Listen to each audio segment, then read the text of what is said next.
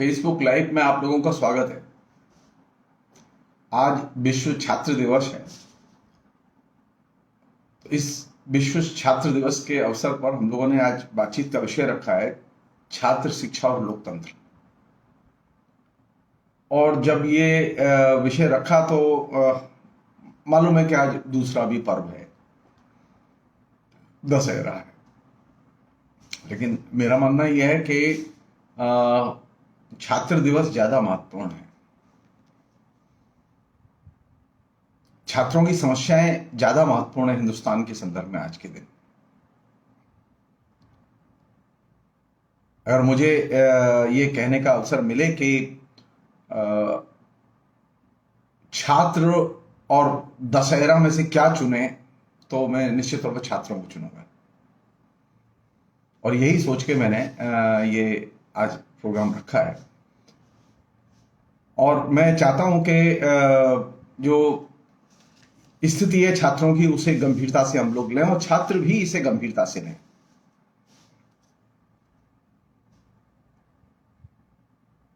भारत के पिछले 200 साल के आधुनिक भारत के इतिहास में छात्र इस तरह से संकटग्रस्त और दिशाहीन कभी नहीं हुए जैसे कि आज है।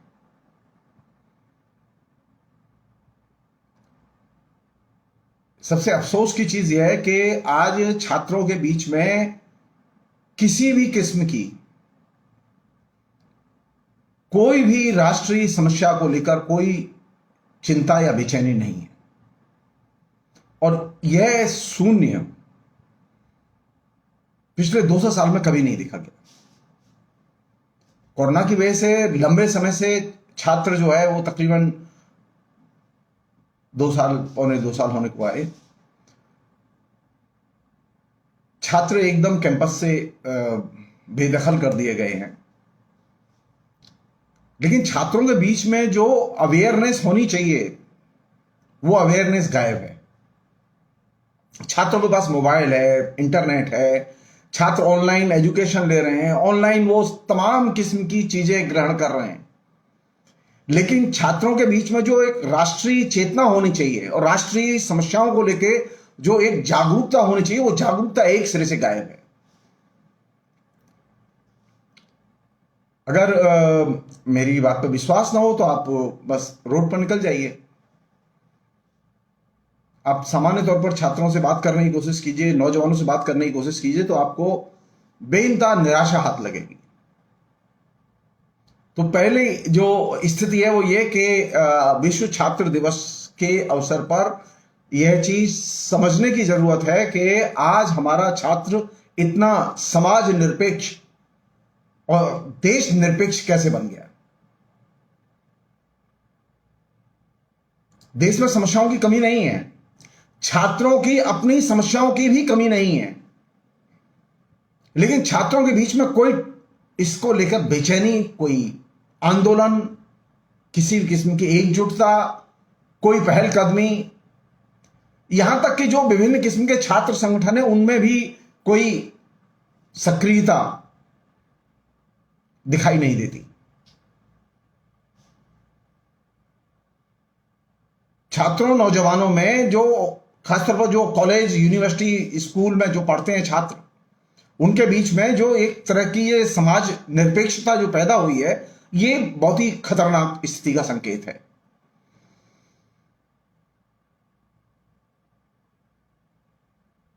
छात्रों के दिमाग में एक चीज भर दी गई है कि बेटा तुम्हारा काम है पढ़ना, तुम्हारा काम देश के बारे में सोचना नहीं है। और छात्र कन्विंस है इस बात से कि देश के बारे में सोचने की जिम्मेदारी तो सरकार की है और सरकार ने सोचना बंद कर दिया है। तो आप बताइए, देश रसातल में जाएगा या स्वर्ग में जाएगा? इस पृथ्वी पर देश नहीं रहेगा।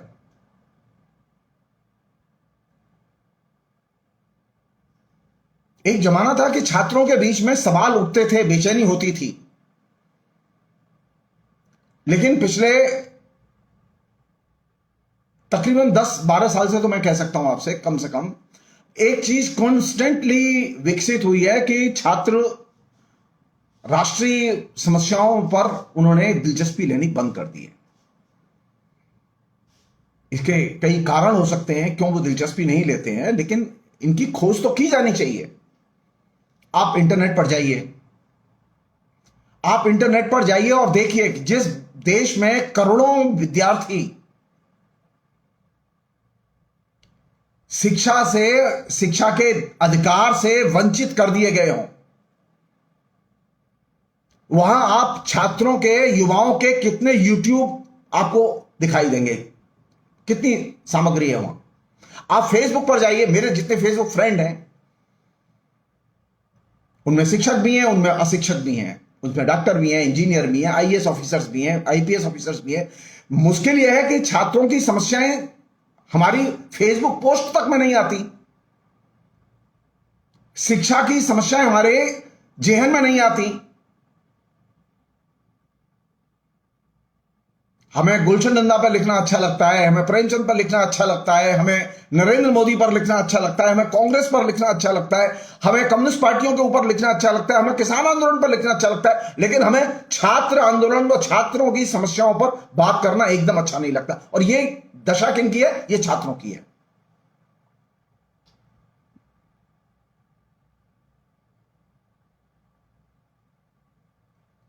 तो पहली गुजारिश तो यह है कि ये छात्रों की जो ये समाज निरपेक्षता और ये राष्ट्र निरपेक्षता जो पैदा हुई है, इस समाज निरपेक्षता से छात्रों को निकालने की जरूरत है। छात्रों को चिंतित करने की जरूरत है कि वो चिंतित हों। उनके इर्द गिर्द बहुत कुछ ऐसा घट रहा है जो कि उनके लिए ही नहीं, इस पूरे समाज के लिए बहुत खतरनाक है। आप ध्यान देंगे पिछले 7-8 साल में कॉन्स्टेंटली लगातार फीस बढ़ी है, हर यूनिवर्सिटी ने फीस बढ़ाई है, लेकिन कहीं किसी भी यूनिवर्सिटी में कोई प्रोटेस्ट नहीं हुआ, कोई लंबा आंदोलन नहीं चला कि फीस के लिए एक आंदोलन चलाओ। एकमात्र जेएनयू को छोड़कर, जेएनयू में जो फीस बढ़ाई गई लोगों ने प्रतिवाद किया, लेकिन वो आंदोलन कुछ दिन बाद ठंडा हो गया।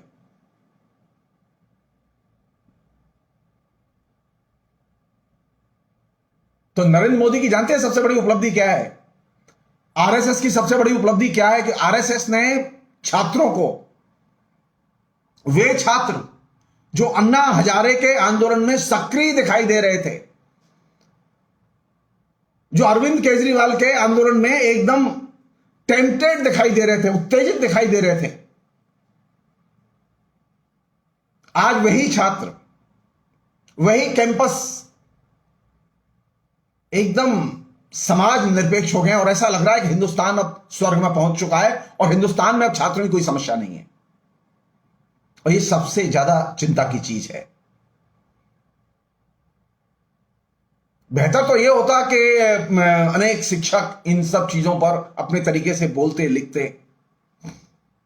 जैसा कि मैं बार बार कहता रहा हूं, ये बीमारी है, हम शिक्षकों में ये बीमारी है, हमारे पढ़े लिखे इंटेलिजेंसिया में ये बीमारी है कि उसके लिए ये जो शिक्षा जगत से जुड़े हुए जो लोग हैं, शिक्षक और छात्र दोनों, इनकी चिंताएं और इनके दायरे ये हमारे डिस्कशन के एरिया में आते ही नहीं है। हम बात नहीं करना चाहते इनके बारे में, हम इनकी समस्याओं के बारे में बात नहीं करना चाहते। पूरे देश में शिक्षा नीति लागू कर दी गई, लेकिन पूरे देश में किसी भी कैंपस में कोई सेमिनार, गोष्ठी, सम्मेलन, आंदोलन, कन्वेंशन कुछ नहीं हुआ। कमाल है। यूनिवर्सिटी ग्रांट कमीशन ने कहीं किसी भी विश्वविद्यालय के लिए एक फूटी कौड़ी राष्ट्रीय शिक्षा नीति को लागू करने के लिए उस पर कम से कम सेमिनार हो, चर्चाएं हो, कैंपस में डिबेट हो, कोई पैसा खर्च नहीं किया। आपको जो कुछ कहना है आप ऑनलाइन अपना सजेशंस दे दीजिए, नरेंद्र मोदी विचार कर लेंगे और उसे कूड़े के ढेर में फेंक देंगे। समाज को आलोचना से, समाज को संवाद से एकदम विरत करके पूरे देश में एक सिरे से शिक्षा नीति जो लागू की गई है, उस शिक्षा नीति के गंभीर परिणाम आने वाले हैं। अगर एक शब्द में मैं कहूं कि पूरी की पूरी शिक्षा व्यवस्था को नई शिक्षा नीति के जरिए डिसमेंटल कर दिया गया है। अब आपको इफरात में पैसा खर्च करना पड़ेगा, लेकिन आपको बदले में कुछ नहीं मिलेगा, क्योंकि आपने तो इसके परिणाम के बारे में बातचीत नहीं की। आप जानते ही नहीं है कि 4 साल की डिग्री का मतलब क्या है, आप जानते ही नहीं है 2 साल की डिग्री का मतलब क्या है, आपको पता ही नहीं है कि नई जो पॉलिसी सरकार ने अडॉप्ट की है उसके दूरगामी परिणाम क्या निकलेंगे, क्योंकि आपने अपने कैंपस में कभी खुल के विचार विमर्श किया ही नहीं।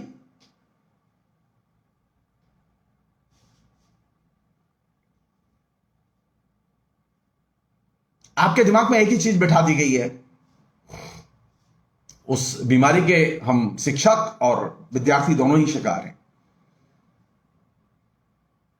शिक्षक का काम पढ़ाना है और विद्यार्थी का काम पढ़ना है, और शिक्षक कैसे पढ़ाएगा, क्या पढ़ाएगा, ये क्लास जाने और क्लास का काम जाने। इस पर कैंपस में बहस करने की जरूरत नहीं है। अगर भारत सरकार ने, यूजीसी ने कोई कोर्स बना दिया है, यूनिवर्सिटी ने कोई कोर्स बना दिया है, तो उस पर कैंपस में छात्रों और शिक्षकों के बीच में बहस करने की जरूरत नहीं है। जो दे दिया गया है उसे चुपचाप एक्सेप्ट करो, और अगर शिक्षा लेनी है तो पेमेंट दो।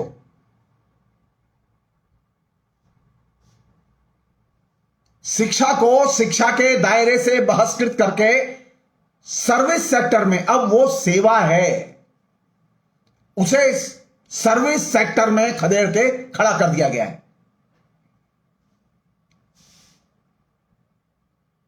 जो लोग ये बात कहते हैं कि शिक्षा के जरिए समाज बदलता है, निश्चित तौर पर समाज बदलता है। अब पीछे की तरफ जाएगा समाज, आगे की तरफ नहीं जाएगा। अभी तो आप चिंतित हो रहे हैं ना कि ये जो सरकारी कंपनियां बिक रही हैं, एयर इंडिया, रेलवे वगैरह वगैरह। आप निश्चित मानिए आपके बच्चे अब ग्रेजुएशन तक नहीं पहुंचेंगे, आप तय मानिए, क्योंकि फीस इतनी ज्यादा होगी कि आप फीस देने की स्थिति में होंगे ही नहीं।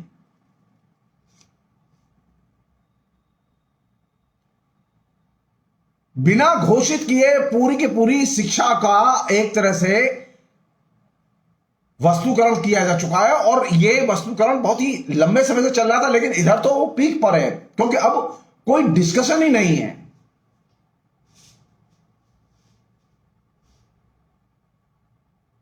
न शिक्षकों के बीच में डिस्कशन है, न शिक्षकों के संगठनों के बीच में डिस्कशन है, न कोई आंदोलन है, न छात्रों के बीच में कोई डिस्कशन है, न विभिन्न छात्र संगठनों के बीच में कोई आंदोलन है।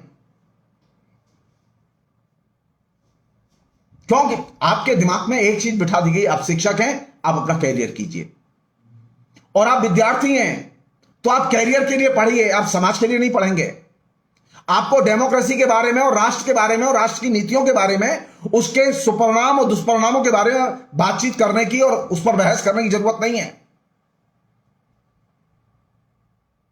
शिक्षा और शिक्षा के पूरे परिवेश को एक तरह से समाज निरपेक्ष, दायित्व निरपेक्ष बना दिया गया है,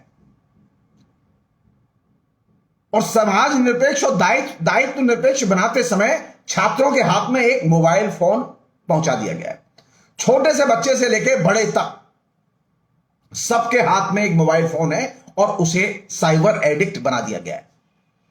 आप जान लीजिए, साइबर एडिक्ट अफीम के एडिक्ट से भी ज्यादा खतरनाक होता है।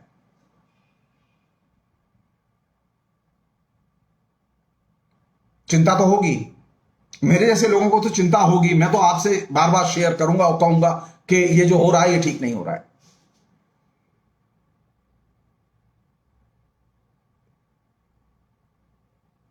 आप अपने इलाके में पता कीजिए, आप अपने राज्य में पता कीजिए,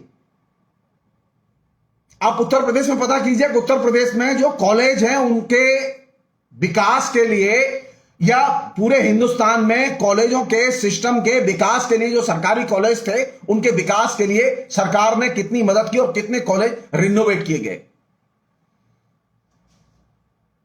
0। कॉलेजों के इंफ्रास्ट्रक्चर को दुरुस्त करने के लिए उनकी बिल्डिंग, उनकी मैदान, उनके खेल के मैदान, उनके बरामदे, उनके तमाम किस्म के साइन बोर्ड, उनके पढ़ने की सुविधाएं, तमाम चीजें जर्जर अवस्था की तरफ जा रही हैं। और हालत यह है कि कॉलेजों में फुल टाइम टीचर्स एक सिरे से गायब हैं। सरकार की चिंता में ही नहीं है और विद्यार्थियों की चिंता में नहीं है कि हमारे यहां शिक्षक नहीं है फुल टाइम, कॉलेज चल कैसे रहा है। सिर्फ फीस लेने के लिए दफ्तर खुलते हैं। विभिन्न विश्वविद्यालयों से एफिलिएटेड कॉलेज की उत्तर प्रदेश में अवस्था सबसे भयानक है।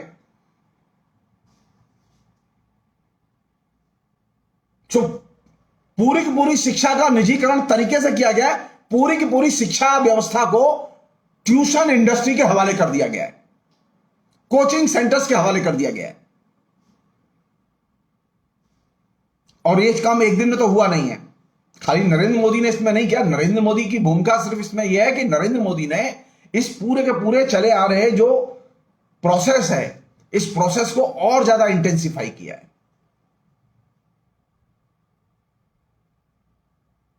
तो आज जो छात्र की अवस्था है वो इस संदर्भ में चिंताजनक है कि छात्र के दिमाग पे चिंता की लकीरें नहीं है। वो न राष्ट्र की चिंता को लेकर परेशान है, न रोजगार की चिंता को लेकर परेशान है, न वो शिक्षक के क्लास में न आने को लेकर परेशान है, बल्कि स्थिति इतनी बदतर हुई है इस बीच में जो ऑनलाइन एजुकेशन के जरिए कि छात्रों में मास स्केल पर नकल करने की प्रवृत्ति, गूगल के जरिए अपने आंसर लिखने की प्रवृत्ति इतने बड़े स्केल पर बढ़ी है कि अब जो डिग्रीधारी निकलेंगे ऑनलाइन एजुकेशन के जरिए वो ज्यादा से ज्यादा फेक स्टूडेंट निकलेंगे।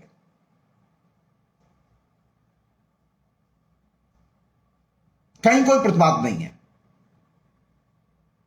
शिक्षक जानता ही नहीं कि ऑनलाइन जिसे पढ़ा रहा है वो एक्चुअल में विद्यार्थी है भी या नहीं है, या ऑनलाइन परीक्षा हो रही है विद्यार्थी कैसे परीक्षा दे रहा है। क्योंकि अब ऑनलाइन परीक्षा का मतलब यह है कि आप आराम से नकल कर सकते हैं।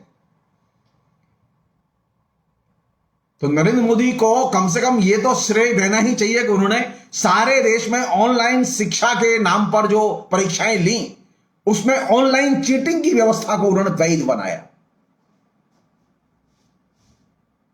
शुक्रिया अदा किया जाना चाहिए राष्ट्रीय स्वयंसेवक संघ का, उन्होंने ऐसा हिंदू भारत बनाया जिसमें कि जो नौजवान डिग्री लेकर आ रहा है वो नौजवान अब नकल करके डिग्री लेकर आ रहा है।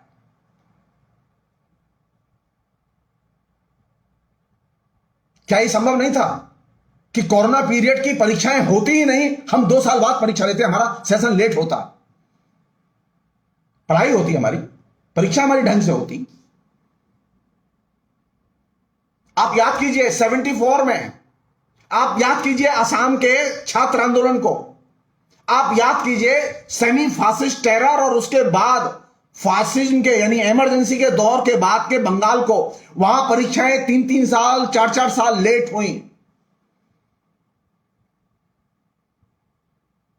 अगर किसी वजह से परीक्षाएं या पढ़ाई लिखाई डिस्टर्ब हुई तो परीक्षाएं हमने ली, लेकिन 2 साल 3 साल बाद। लेकिन इस बार तो कमाल है, महामारी में भी परीक्षाएं हो रही हैं। कैसी परीक्षाएं होंगी? कभी हमने क्रिटिकली सोचा कि यो विद्यार्थी पास हो रहा है बिना मेहनत किए, जो विद्यार्थी पास हो रहा है बिना याद किए, वो कैसे पास हो रहा है? सो मास स्केल पर चीटिंग, मास स्केल पर कॉपिंग और शिक्षकों के ऊपर बेशुमार प्रेशर।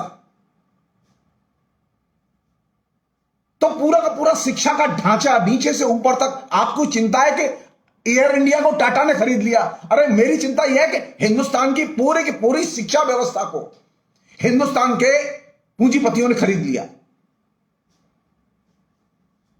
ऑनलाइन एजुकेशन, आप कल्पना कीजिए कि एक मैं जो आपके बीच में वक्तव्य दे रहा हूं, विद्यार्थी जो आपके बीच में क्लास सुन रहा है उसका एक डाटा खर्च होता है, उसका 40-45 रुपया जीबी का डाटा खर्च होता है। तो आपने तो विद्यार्थी के लिए एडेड खर्चा बढ़ा दिया। आपने सरकार ने 40 रुपया पर डे तो विद्यार्थी को मदद नहीं की, लेकिन 40 रुपया पर डे उसका खर्चा बढ़ा दिया और करोड़ों विद्यार्थियों को खर्चा बढ़ा दिया ये। और इससे फायदा कैसे हुआ? टेलीकम्युनिकेशन इंडस्ट्री को। और वह टेलीकम्युनिकेशन इंडस्ट्री चंदा कैसे दे रही है? नरेंद्र मोदी को कोरोना पीरियड में चंदा बंद नहीं हुआ। आपका खाना बंद हो सकता है, आपका मोबाइल बंद हो सकता है, लेकिन नरेंद्र मोदी का चंदा बंद नहीं हुआ। टेलीकम्युनिकेशन इंडस्ट्रीज ने इस पीरियड में सबसे अधिक चंदा नरेंद्र मोदी को दिया। तो एक तरफ आपका पैसा गया, दूसरी तरफ आपकी नॉलेज गई, तीसरी तरफ आपका सिस्टम आपके हाथ से गया, चौथी तरफ आपके पास में जो डिग्री है वो एकदम फेक है।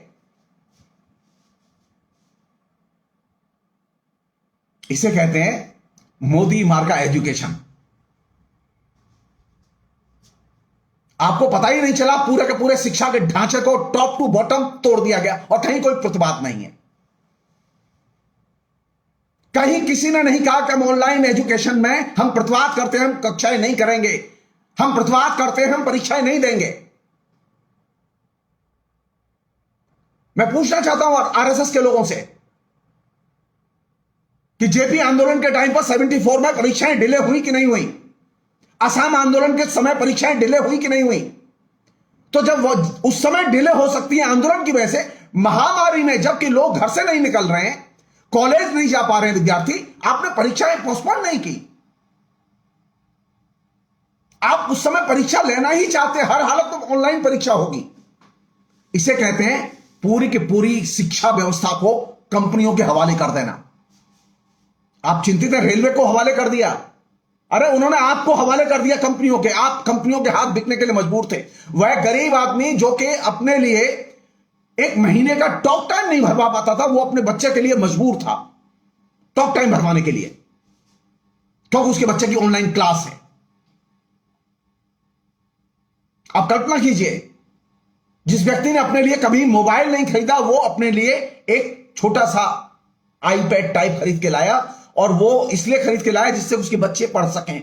वो उसकी मां दूध बेचती है, मदर डेयरी में दूध बेचती है, और वह जबरदस्ती एक 13, 14, 15 हजार रुपए का एक आईपैड खरीद के लाई, और वो बच्चे बैठे हुए वहां मदर डेयरी की दुकान पर क्लास कर रहे हैं।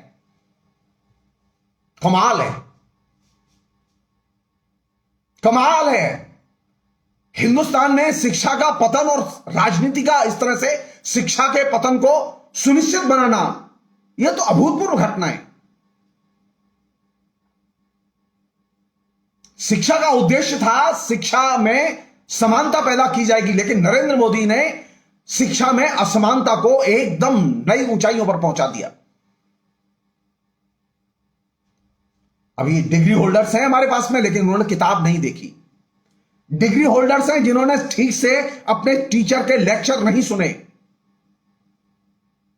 डिग्री होल्डर्स हैं जिन्होंने ठीक से परीक्षाएं नहीं दी, सिर्फ नकल की है। और मैं ये दावे के साथ कह रहा हूं, मैं ये बात।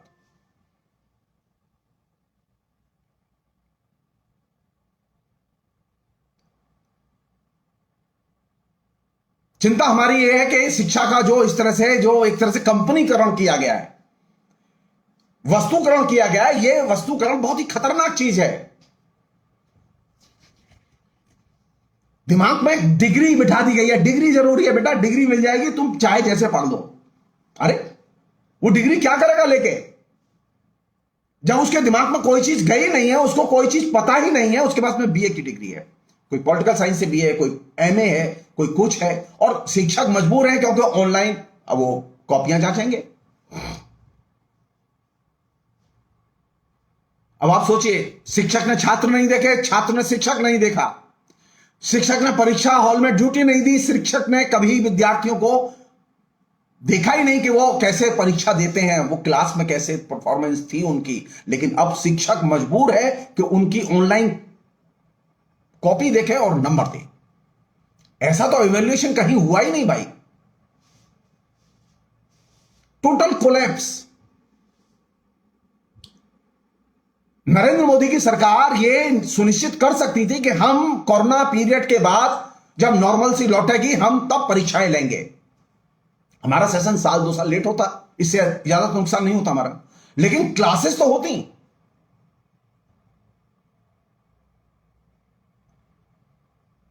लेकिन आपने क्लासेस नहीं होने दी, आपने टीचर स्टूडेंट को मिलने नहीं दिया, लेकिन आपने विद्यार्थी के पास डिग्री पहुंचा दी।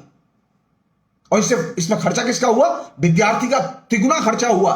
बिना स्कूल गए, बिना कॉलेज गए, आपने किसी भी विद्यार्थी की आपने फीस माफ नहीं की। एकमात्र कलकत्ता यूनिवर्सिटी है जिसने की फीस माफ की बच्चों की।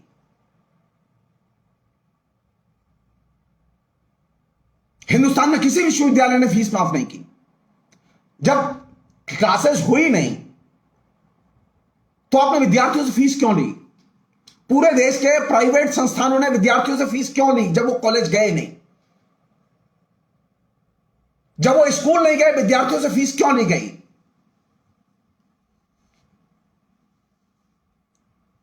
एक शिक्षक अगर ये आप कोरोना पीरियड में अगर अपने यूनिवर्सिटी नहीं गया और उसे ट्रेवल अलाउंस मिलता है, जैसा कि सेंट्रल गवर्नमेंट के तमाम शिक्षकों को मिलता है, तो आपने, चूंकि वो यूनिवर्सिटी नहीं गया क्योंकि लॉकडाउन में ऑनलाइन ही चल रहा था, तो आपने उसका ट्रेवल अलाउंस काट लिया।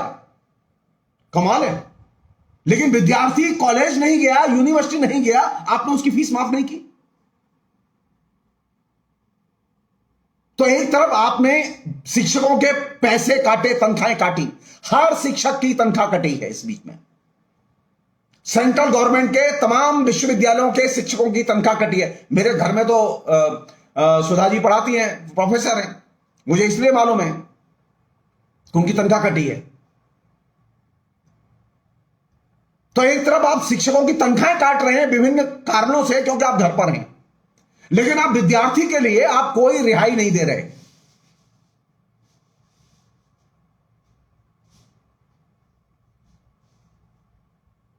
विद्यार्थियों का एजुकेशन लोन माफ नहीं किया गया, विद्यार्थियों की फीस माफ नहीं की गई, विद्यार्थियों को अपनी डिग्री और ऑनलाइन एजुकेशन हासिल करने के लिए दुगना तिगुना खर्चा करना पड़ा। और अब विद्यार्थी मोबाइल के एडिक्ट बना दिए गए हैं। अब आप झेलिए इसे। अब विद्यार्थी जो आएगा आपके सामने, वो इतना भयानक होगा कि आप उसे सवाल नहीं सकते। तो जैसा कि मैंने शुरू में अनुरोध किया था कि यह पहली बार ऐसा हो रहा है कि हिंदुस्तान में विद्यार्थी, महामारी पहले भी आई है ऐसा नहीं कि पहली बार महामारी आई है, लेकिन विद्यार्थियों के अंदर इस तरह की समाज निरपेक्षता, इस तरह की चिंताओं से विरति, राष्ट्रीय चिंताओं से एकदम बेफिक्र होकर देखने का नजरिया ऐसा कभी नहीं देखा गया। अब याद कीजिए 1918 को जब बहुत बड़े पैमाने पर महामारी फैली थी, उसके पहले कई बार महामारी फैल चुकी है, लेकिन छात्र कभी विरत नहीं हुए। लेकिन पहली बार ऐसा हुआ कि ऑनलाइन के नाम पर आपने छात्रों को साइबर एडिक्ट बना दिया। आप चिंतित हैं कि शाहरुख खान के बेटे को 2-4 ग्राम आप उसके पॉकेट में डाल देंगे और उसको बंद कर देंगे। अरे आपने हर बच्चे के पॉकेट में मोबाइल के नाम पर जो एडिक्शन डाला है, वो अफीम से भी ज्यादा खतरनाक है। मैं बार बार कहता रहा हूं इस बात को।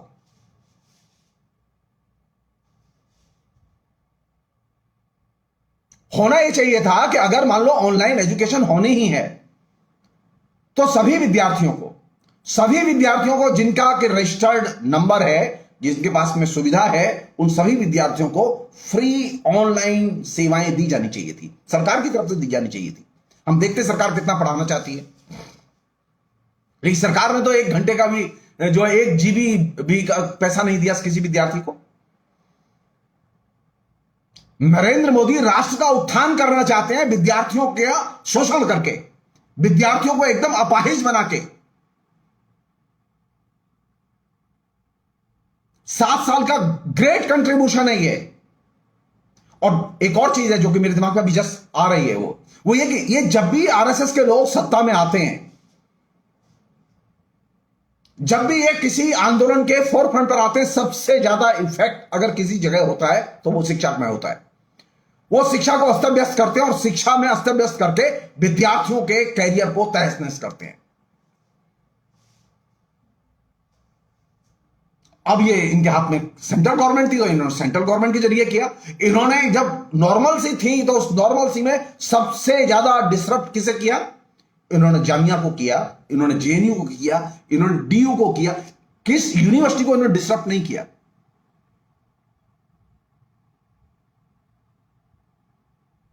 जरूरत किस बात की है? जरूरत इस बात की है कि छात्रों के अंदर यह समाज निरपेक्षता खत्म होनी चाहिए।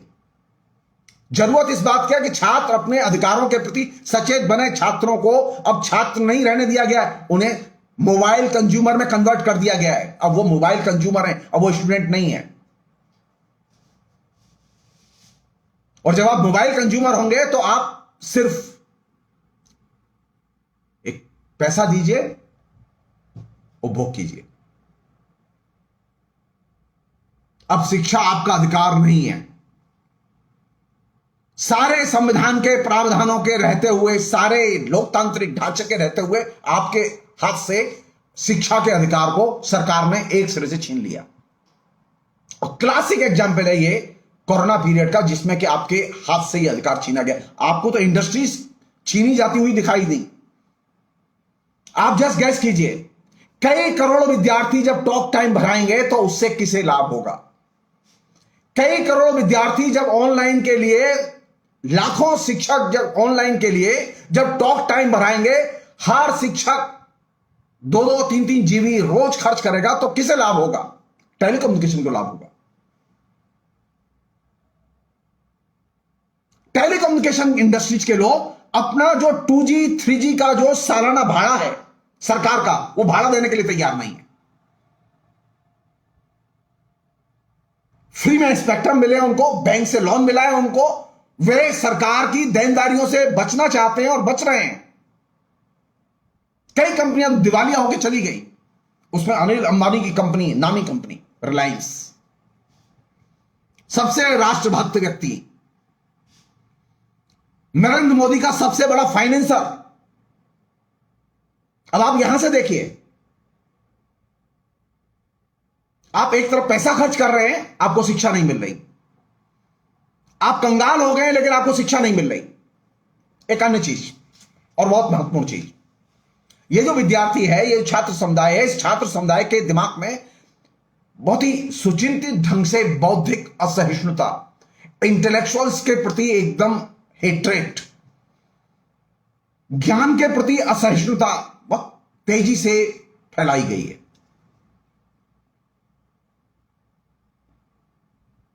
अब उसे ज्ञान की जरूरत नहीं है, वो किसी इंटेलेक्चुअल्स का सम्मान करना नहीं जानता। उसे इस तरह इस कदर असहिष्णु बना दिया गया कि अगर किसी शिक्षक की पिटाई होती है, किसी शिक्षक को कष्ट होता है, तो कोई विद्यार्थी मदद के लिए नहीं आता।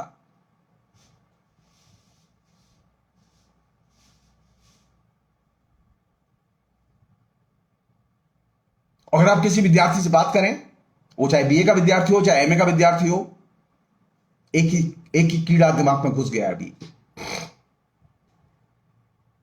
हम जानते हैं, आप कुछ कहिए, आप कोई भी चीज, नीति पर, किसी विषय पर आप बात करना चाहें, हम जानते हैं।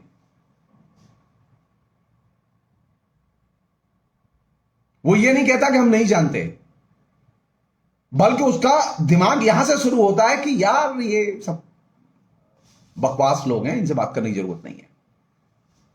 आप चाहे जितने जीनियस हो, चाहे जितने पढ़े लिखे हो, और ये सबसे बड़ा अचीवमेंट है इनका, आरएसएस के लोगों का, मोदी के कैंपेन का, ये सबसे बड़ा अचीवमेंट है कि उसने विद्यार्थियों के मन में बुद्धिजीवियों के प्रति, ज्ञान के प्रति असहिष्णुता पैदा कर दी है।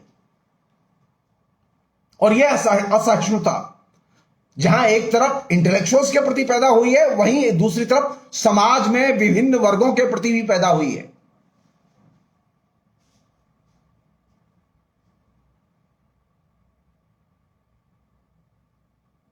वो सिर्फ अपनी दुनिया में व्यस्त है,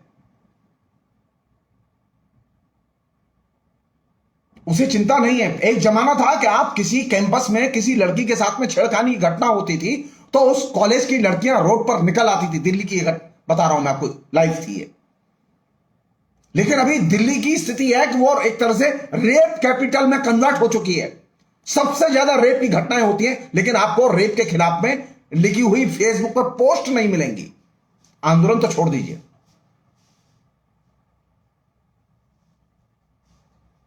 तो विद्यार्थियों में लड़कियों के प्रति, मुसलमानों के प्रति, दलितों के प्रति एक विलक्षण किस्म की हेट्रेट क्रिएट की गई है। जैसा कि मैं एक बार कह भी चुका हूं, मैं उसे जस्ट यहां मेंशन कर रहा हूं कि ये जब बौद्धिक असहिष्णुता पैदा होती है, तो बौद्धिक असहिष्णुता एक खास किस्म की सामाजिक विभाजक चेतना पैदा करती है। आप एक बार खाली बौद्धिक असहिष्णुता पैदा कर दीजिए, उसके बाद में आपका काम खत्म। विद्यार्थी अपने आप सामाजिक तौर पर लोगों से नफरत करना सीख जाएगा। कहीं वो ब्राह्मण से नफरत करेगा, कहीं वो शूद्र से नफरत करेगा, कहीं वो स्त्री से नफरत करेगा, कहीं वो मुसलमान से नफरत करेगा, कहीं वो बनिया से नफरत करेगा। असहिष्णुता जो है वो उसके जेहन में कॉन्स्टेंटली सामाजिक हेट्रेट, समुदाय विशेष के प्रति हेट्रेट, घृणा, वो बाई प्रोडक्ट के तौर पर निर्मित करती है। जो महानगर के लोग हैं वो छोटे शहर के लोगों से नफरत करते हैं, छोटे शहर के लोग वो कस्बे के लोगों से नफरत करते हैं, कस्बे के लोग जो गांव के आदमी से नफरत करते हैं, और ये चीज कॉन्स्टेंटली बढ़ती चली गई है। यानी भेदभाव और नफरत। आप यहां से देखिए, खाली माइग्रेशन हुआ ना, लाखों लोगों का माइग्रेशन हुआ, कोई चिंता नहीं है हमें, हमारे आंसू नहीं आए। हमने कभी फेसबुक पर, आप उठा के सर्वे कर लीजिए कितने इंटेलेक्चुअल्स हैं और कितने छात्र हैं जिन्होंने फेसबुक पर लाइव किया और प्रोग्राम किए। फ्री में कम्युनिकेशन अवेलेबल है, बोलने में क्या परेशानी है? उसके लिए कोई बहुत ही वक्तृता पूर्ण जो है कला आने की जरूरत नहीं है। सामान्य तौर पर अपनी बात रख सकते कि नहीं, लोगों के साथ जो हो रहा है वो ये ठीक नहीं हो रहा है। एक बड़ा समुदाय तैयार कर दिया गया है कि किसके लिए? अब भारत में जो शरणार्थी हैं उनके प्रति अब नफरत पैदा कर दी गई है। खोज खोज के शरणार्थियों को टारगेट बनाया जा रहा है। जमीन वही है जो असम आंदोलन ने तैयार की थी, जो आंसू ने तैयार की थी।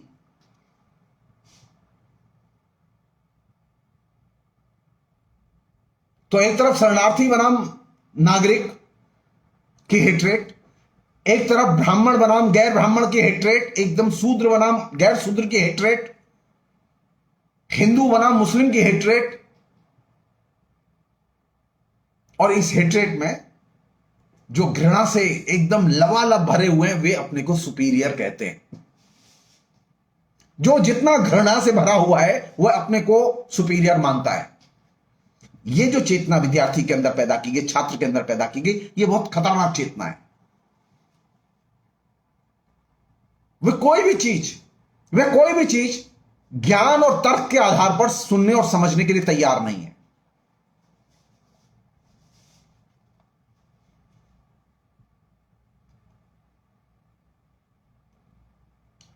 एक अन्य चीज जो विकसित हुई है जो कि बहुत ही खतरनाक है, वो ये कि आप विद्यार्थियों में पहले ये था कि आप जब बात करते थे तो उनके पास सवाल होते थे। पढ़ाया मैंने भी है, सवाल होते थे। विद्यार्थी क्लास करके जाते थे तो वे चिंता में होते थे, घर तक जाते थे टेंशन लेके कि आज सर ने ये पढ़ाया, क्यों पढ़ाया है, क्या बात है। दूसरे दिन बिल्कुल एकदम पागल की तरह लौट कर आते थे, क्लास करते थे। लेकिन एक अजीब सी स्थिति पैदा हुई है हर कैंपस में, हर क्लास में पैदा हुई है कि अब विद्यार्थी को क्लास करते समय, शिक्षक की क्लास सुनते समय, चाहे वो ऑनलाइन सुने चाहे वो क्लास में सुने, क्लास सुनते समय उसके अंदर बेचैनी पैदा नहीं होती।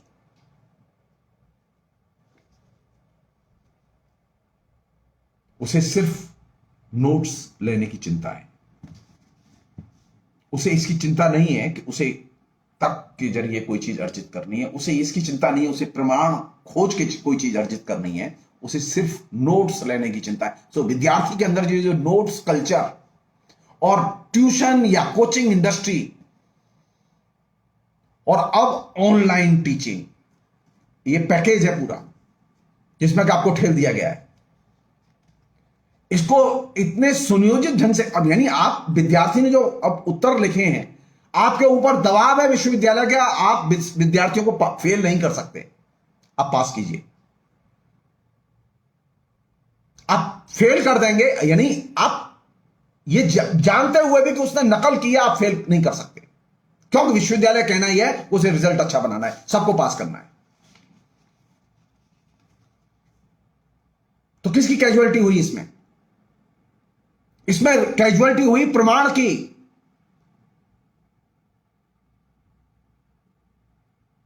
कि विद्यार्थी ने जो लिखा है वो प्रामाणिक है या नहीं है, प्रमाण सहित लिखा है कि नहीं है। कुछ भी लिखा हो आप उसे पास कीजिए, किसी भी तर्क से लिखा हो आप उसे पास कीजिए। तो लार्ज स्केल पर प्रमाण और तर्क दो की हत्या हुई है और इससे शिक्षा का सबसे बड़ा अहित हुआ है।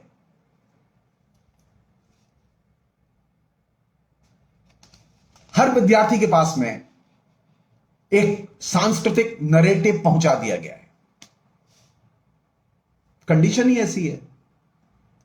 फेल कैसे कर सकते हैं?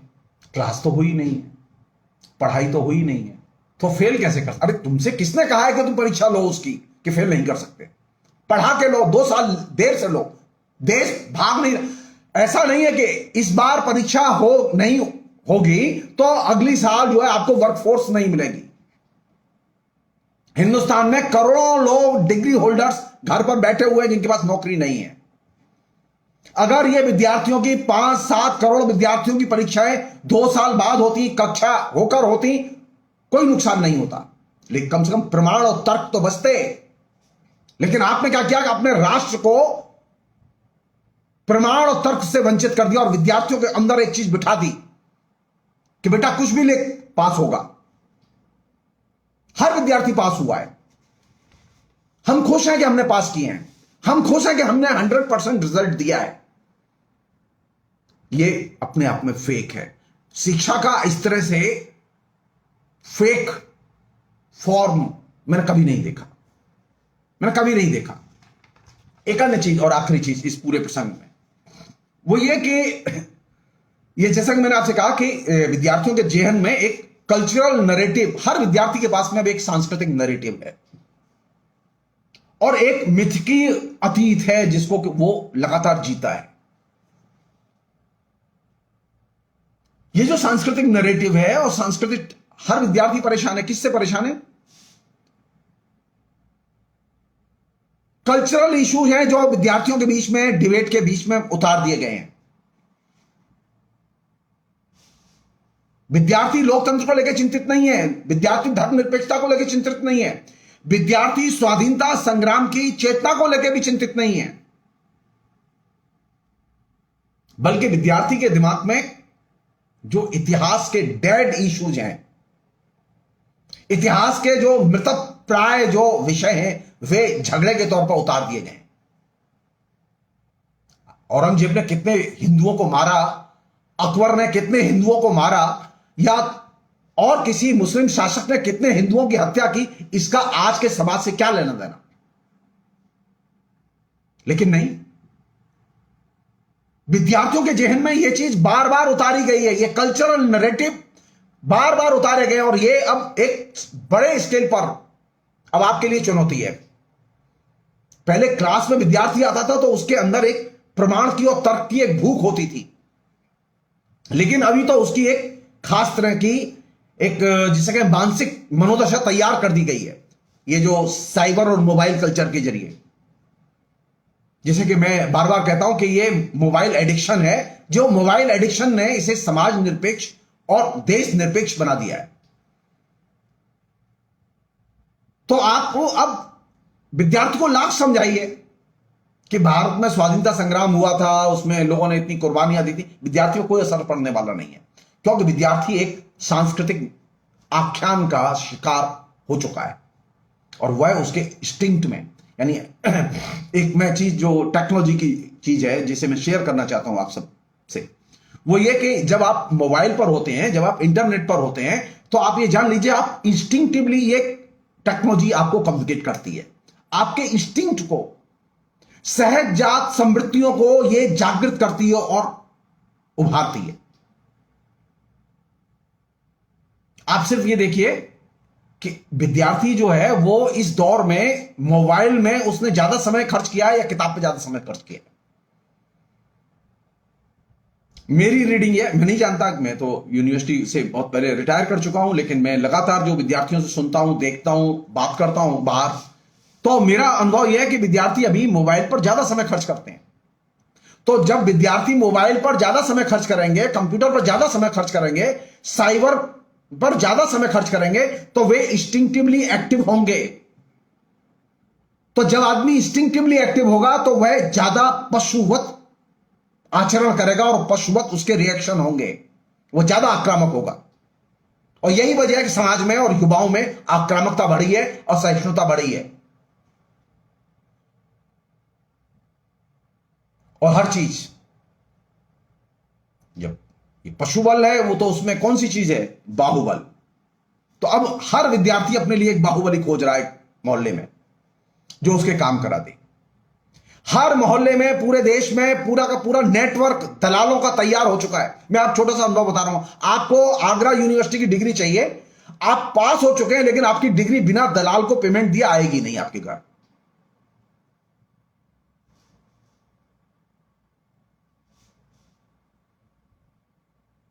आपको डिग्री आपके घर पहुंचेगी नहीं जब तक आप दलाल को पेमेंट नहीं देंगे। तो एक तरफ आपने लोगों के दिमाग को करप्ट किया, एजुकेशन को करप्ट किया, और फिर अब आपने समाज में जो करप्शन है उस करप्शन को आपने एक तरह से प्रामाणिक और वैध बना दिया और कहा कि ये तो अनिवार्य है, डिग्री आती ही नहीं है। अगर भूल से किसी की डिग्री में कोई कमजोर, मतलब कोई स्पेलिंग मिस्टेक हो, कहीं कोई एरर हो, तो डिग्री को करेक्ट कराने में आपकी जान निकल जाएगी और आपका पेमेंट फिक्स है। कहीं 1,000 रुपया, कहीं 1,500 रुपया, कहीं 2,000 रुपया फिक्स है। आपको इस करेक्शन के लिए इतने पैसे देने होंगे। तो पहले आपने ब्रेन को करप्ट किया, शिक्षा को करप्ट किया, और अब आपने स्थिति यह की कि अब पग पग पर जो करप्शन है उस करप्शन के साथ में आप सामंजस्य बिठा के अपना काम करिए। यह है गिफ्ट, यह आपके लिए विजयादशमी की गिफ्ट, यह दशहरा की गिफ्ट। इस तरह की मतलब गुलामी और इस तरह की जो मेंटल करप्शन तो हमने पहले कभी नहीं देखा। एक से एक भयानक दुर्दिन देखे हैं भारत में, लेकिन इस तरह का मेंटल करप्शन कभी नहीं देखा।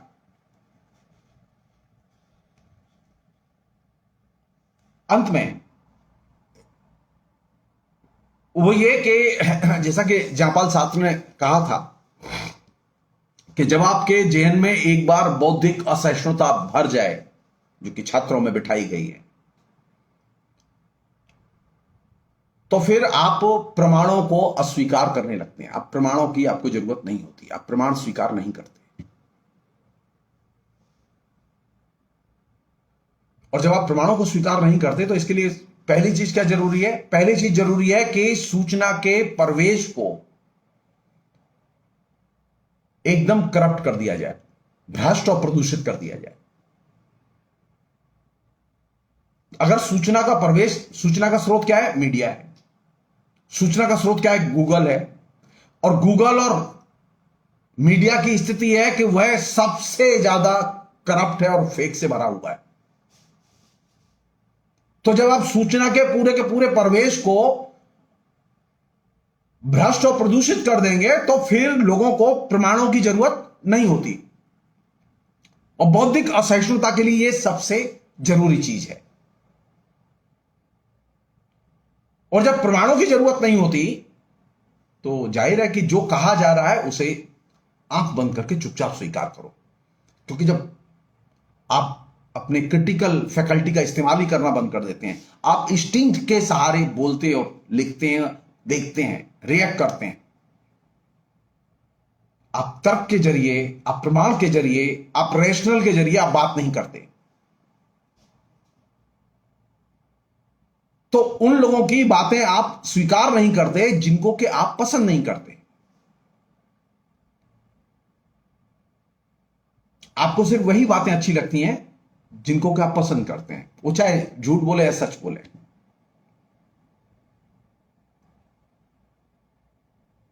तो नरेंद्र मोदी ने जो शिक्षा के लिए जो उपयुक्त माहौल बनाया वो ये कि पूरा का पूरा एक तरह से बौद्धिक करप्शन निर्मित किया, और बौद्धिक करप्शन निर्मित करके साथ साथ शिक्षा में करप्शन को उसने एक वैधता प्रदान की। और इस करप्शन के जरिए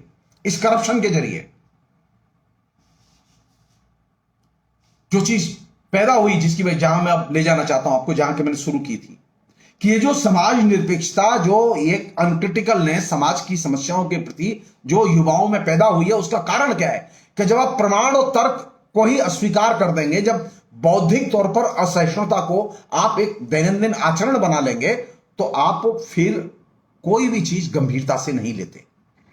आपके सामने कत्ल भी हो जाए तो उसे भी आप गंभीरता से नहीं लेते। आपके सामने रेप की घटना हो तब भी आप उसे गंभीरता से नहीं लेते। आप कितनी भी गंभीर समस्याएं उठाइए, ये युवा लोग उसे गंभीरता से नहीं लेंगे, क्योंकि इनका पूरा का पूरा परिवेश करप्ट कर दिया गया है। क्योंकि भ्रष्ट वातावरण में गंभीर समस्याओं पर डिस्कशन संभव ही नहीं है, और यह चीज सुनियोजित ढंग से नरेंद्र मोदी की सरकार ने पैदा की है।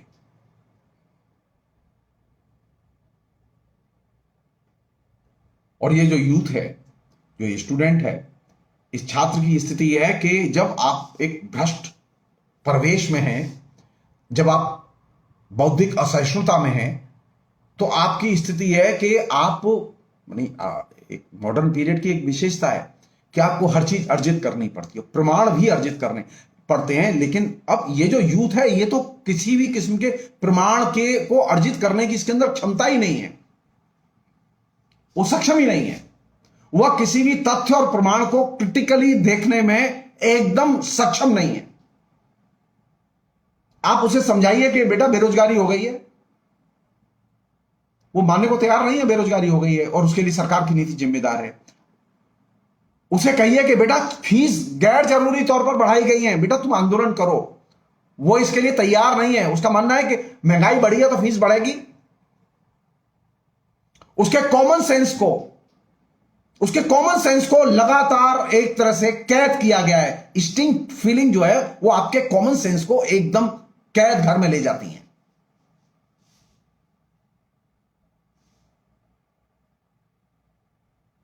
तो जब वो कोई चीज गंभीरता से ग्रहण ही नहीं कर रहा, तो प्रमाणों को ग्रहण कैसे करेगा? तो आप उसकी फीस कुछ भी कर दीजिए, आप उसको ऑनलाइन पढ़ाइए या मत पढ़ाइए, उसे डिग्री मिल जानी चाहिए। तो सरकार ने डिग्री की व्यवस्था कर दी है।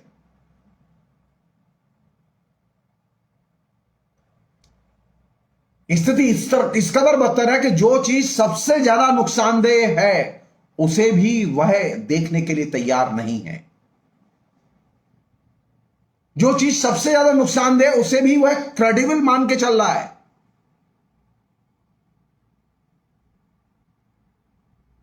क्योंकि करप्ट एनवायरनमेंट सही और गलत के बीच में फर्क करने की जो विवेक बुद्धि है उसको वो अपहृत कर लेता है। तो विद्यार्थियों की सबसे बड़ी चुनौती है कि वे अपने आसपास के परिवेश को, कॉलेज के परिवेश को, सरकार की नीतियों के परिवेश को, लोकतंत्र को क्रिटिकली देखना सीखें और हर चीज को प्रमाण और तथ्य के आधार पर जांचें और परखें। ये जो हर चीज हजम करने की जो आदत उनके अंदर पैदा की गई है, उनको कुछ भी दो वो हजम करते जा रहे हैं, क्योंकि वे अब सोचते नहीं है। तो जब आदमी सोचेगा ही नहीं तो वो दुनिया को बदलेगा कैसे? ये छात्र अपने को बदलेगा कैसे? ये छात्र अपने को भी नहीं बदल सकता, ये समाज को भी नहीं बदल सकता, क्योंकि इसको हर चीज हजम करने की आदत डाल दी गई है।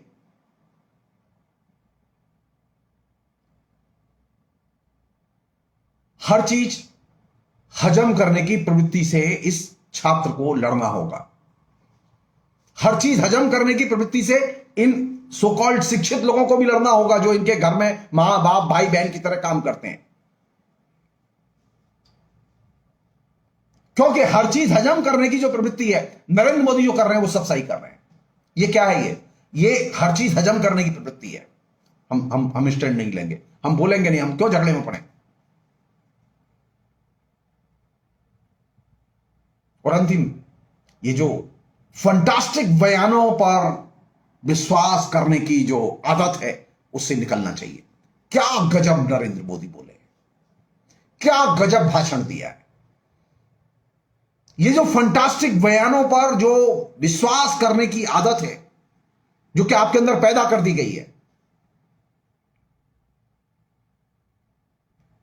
उसने सबसे अधिक क्षति की है।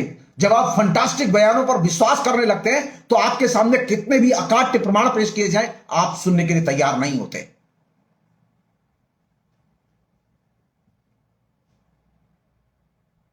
जब आप सुनने के लिए तैयार नहीं होंगे, क्योंकि आपको तो फंटास्टिक बयान अच्छे लगते हैं और नरेंद्र मोदी फंटास्टिक बयान के लिए विख्यात है, तो नरेंद्र मोदी के फंटास्टिक भाषण, उन्होंने जो सबसे बड़ा साइड इफेक्ट पैदा किया वो ये कि अब विद्यार्थी,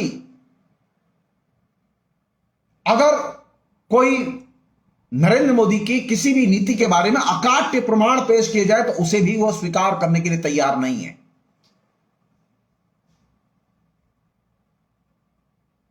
बल्कि उन्हें अगर प्रमाण देंगे तो वो प्रोटेस्ट करता है, वो एक्सेप्ट नहीं करता।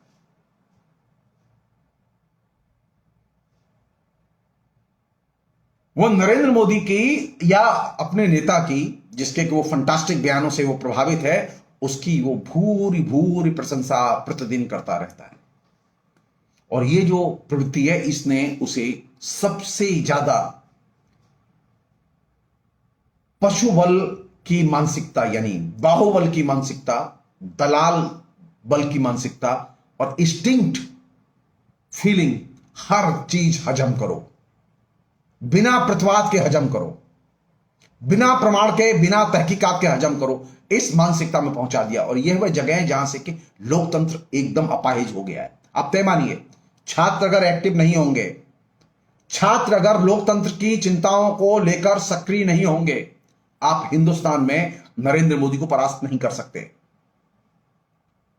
नरेंद्र मोदी को परास्त करने के लिए जरूरी है कि छात्रों को एक्टिव किया जाए। ये कैंपस खुले और कैंपस खुलने के बाद में हर कैंपस में विद्यार्थी ये मांग करें कि हमारी जो फीस ली गई है वो वापस दी जाए, क्योंकि यूनिवर्सिटी ने कोई सेवा नहीं दी है, कोई सेवा नहीं दी है यूनिवर्सिटी ने। सरकार सारी फीस विद्यार्थियों की रिटर्न करे,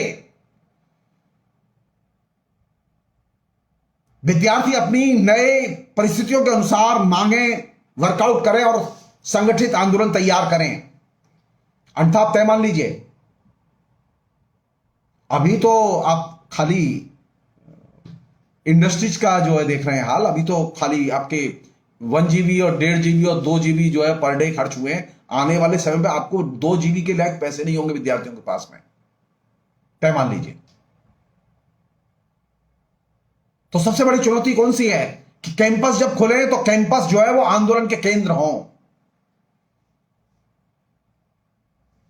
क्योंकि पिछले 7 साल में इस सरकार ने सुनियोजित ढंग से